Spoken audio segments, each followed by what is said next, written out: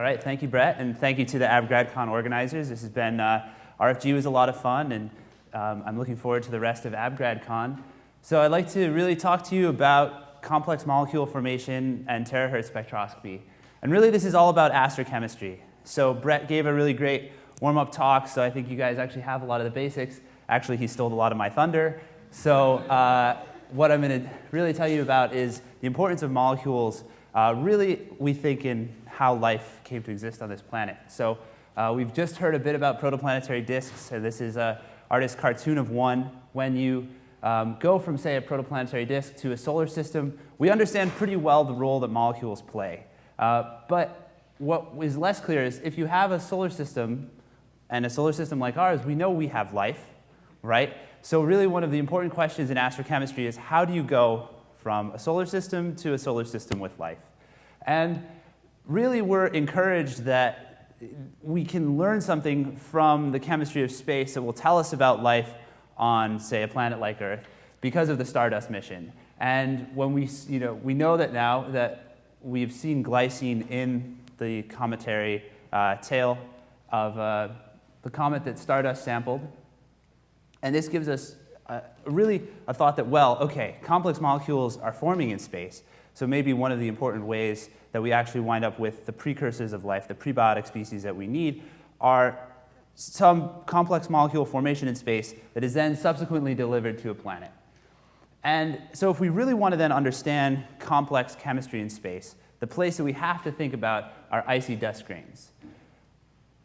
If you remember something about chemistry at some point, you might have, or even physics, to have three different species come together and all hit each other at the same time, it's not a straightforward process. And in the case of having them hit each other and then react, that's going to be a very rare event. But if you have, say, a third body like a dust grain that's just floating around, you can have some molecule come down and stick to its surface. Now it's there for a certain amount of time. If another molecule comes down, it can diffuse around, find it on this guy who is sitting there first, and react. Over the course of time, and by time we're talking about millions of years in a star-forming system, you can build up a layer of ice on the surface of this dust grain, and the molecules that are on this surface will affect the subsequent chemistry. And this is really what we're thinking about in our lab. So we want to investigate ices, and we're not going to try to actually say we are going to make what's in space. No, we're going to go simpler. We're going to try and look at simple things and slowly build up into a bigger and bigger picture so that we can understand and try to disentangle the complex picture that's happening in space from laboratory experiments. And again, this is important because if you want to make anything more complicated than, as Brett was saying, methylformate or methanol, there is no way that you can do this in the gas phase. So we really need to look at ices. So in order for me to take you there, I do have to take you through a quick diversion to the electromagnetic spectrum. And the region that I'm going to be focusing on here is what I call the terahertz region, or it's often known as the far infrared. And the reason it's the far infrared is because as you come down from the visible and the near IR and mid IR, you hit the far infrared, and it's a region that really corresponds to low energy vibrations in solids. Long-range interactions that you need lots of molecules participating in order to actually see these vibrational modes. And it's kind of an interesting region because historically it's been a difficult place to actually make and detect photons. And so we're excited to be working here because there's a lot of new stuff to learn. The reason why it's important for astrochemistry, however, is that fundamentally there are things that we can learn from terahertz spectroscopy that we'll never be able to learn from the near infrared. So if you take this nice picture of an edge-on disk as taken by the Hubble Space Telescope, you can see in the middle here, it's black. And that's because even though there is a star at the center of this disk that's giving off lots of light, there's so much material, it's so dense through that section that we don't see any light making it to our telescope. So if we actually have all this stuff there, and we want to learn something about, say, maybe the colder part of the disk, we'd like there to be some thermal excitation of molecules that would then emit photons that we can detect. If we want to look at ices, those need to be cold temperatures. And if you just take a look at my math here at the bottom, if we're looking at somewhere in the mid-infrared, around 1,000 wave numbers, in order to have thermal excitation and actually see emission from the outer region of the disk, the disk would have to be around 1400 Kelvin. There's not going to be any ice at 1400 Kelvin, so we have to go to the terahertz. And that's why there are things we can learn there that we can't learn anywhere else. So what do I actually do? So I have a vacuum chamber in my laboratory, and inside I have a substrate, and I can cool that substrate all the way down to 10 Kelvin. I can control the temperature between 10 Kelvin and about 300 Kelvin. And I have this little pipe here that is connected to a dosing line where I'd have a gas cylinder or some sample of a liquid that I'll get in the gas phase. And I can leak a few molecules into the chamber. And those molecules will stick to the cold surface. They'll stick everywhere, but as long as they stick to the surface here, which is actually a silicon substrate, I can then take spectroscopy of them. So I have a terahertz pulse source that Brandon's actually going to describe in a little more detail. But it's pretty cool because we actually ionize the air in the laboratory and make plasma, and that's actually our terahertz source. And so the pulse comes in, it interacts with the sample, it gets absorbed by the sample re-emits a pulse that then we detect in our spectrometer. So let me show you then just some of the spectra that we've collected, and you can see here this is kind of a almost butterfly collecting slide, but the purpose of it is to show you that different molecules really have distinct spectral fingerprints in the terahertz region. So we've got more simple molecules like water and CO2. We've got more complex molecules here like acetone and methanol. And you can see, again, these features are very distinct from one spectrum to the next, which gives us hope that we'll be able to actually identify different species if they're in a more complicated ice. Now, what are some of the useful things that we can learn from these spectra? It's actually, it would be great if we could look at a protoplanetary disk and learn something about, and know with certainty the local temperature. So if you look at our terahertz spectra, this is carbon dioxide ice, and I've taken spectra with the ice held at 3 different temperatures, and you can see in the inset, as I cool the ice down to colder and colder temperatures, the peak of the spectral feature actually shifts. And this is great. So this means that now if I were to actually see something here versus here, I can actually tell you what the temperature is. And we can do this in the laboratory. Obviously, it'll be more difficult in space, but this is potentially an interesting result. So what are these vibrations? And I just really have to show you some cartoons from some DFT calculations where we've simulated the spectra of these features. And you can see here that they really are collective motions. These are entire planes of CO2 molecules in this solid that are sliding against each other, or in the case of the second mode that you saw in the spectrum, kind of moving with respect to one another. So really think of these as phonon modes, as large, long-range interactions that really require very little energy to tweak, and that as a result, they're very, very sensitive to the structure of the material. Which means, if they're sensitive to the structure, that we're going to see really interesting differences when we talk about mixtures. And that's what I have on this slide. You can see we start off with water, and I'm going with increasing the methanol concentration as I go down the slide until I have pure methanol.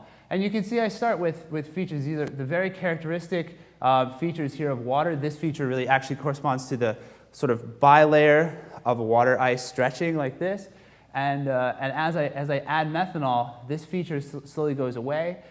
When I have a sort of one-to-one mixture, I really have this big, almost amorphous blob that as I add more methanol, we start to see maybe these are the methanol features growing in here, and then pure methanol is very clear, and this is the same spectrum like I had on the first slide. So one of the really bringing this to one more thing that we really think is interesting about the chemistry of, say, a place like a protoplanetary disk. Terahertz spectroscopy really seems to give us the chance to say something maybe about the thermal history of an ice. And so what do I mean by that? Well, everything I've shown you so far is a crystalline solid. So that means when I showed you I was depositing my ice and I had that substrate that I could change the temperature, I actually kept that substrate warmer. And the idea is when the substrate is warmer, when the molecules leak into the chamber and they hit the substrate, they have enough energy to relax and find sort of their lowest energy position. And in that case, we're actually going to wind up with a nice ordered crystal structure. if I actually, instead of doing that, I actually kept my substrate colder, I would actually wind up with an amorphous solid, because when the molecules come in and stick, they don't have enough energy to reorient. They can't actually find their lowest energy equilibrium position relative to all of the other molecules in the solid. So we wind up with this big amorphous blob. And if you look, again, this is water. And there's this feature here that kind of, maybe if you squint, I mean, it looks like this, but it's bigger and broader and doesn't have as clean of features. So we compare, this spectrum taken at 10 Kelvin here with this spectrum taken at 10 Kelvin here. There's an obvious difference. Okay, but that's not a thermal history effect, because these are two separate ices. But if I take this ice and I warm it up, so you'd think if I warmed something up all the way up to the same temperature at which I deposited the first ice, it would have enough energy to reorient and become a crystalline solid, and my spectrum should look just like this. But as you can see from this top spectrum, that's not the case. So there is a feature that looks just like this, but it's actually shifted relative to this peak, and there's a lot more structure here than there is here. So one of the things that you can imagine happening is, hey, you are in a protoplanetary disk, and some dust grain with some ice on it goes from colder spot to a warmer spot, back to a colder spot. You might actually be able to learn something about the history of that dust grain, and thus the chemistry of what's going on in the disk. And so with that, the take-home thoughts are really that terahertz spectroscopy is really sensitive to both the structure and the temperature of ices. We can distinguish them with their thermal history. And we think that this is going to be a useful tool to understanding complex molecule formation. And to bring it all back to astrobiology, if we can understand complex molecule formation, maybe we can understand how we wind up with life on this planet. And with that, I'd like to thank my lab mates, my advisor, and all the people for funding, and everybody for their attention. Thank you very much.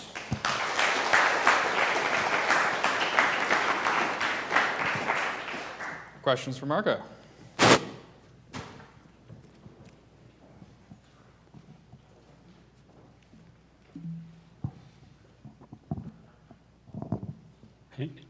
Hey, Lon. Hey, Marco. Thanks for the talk.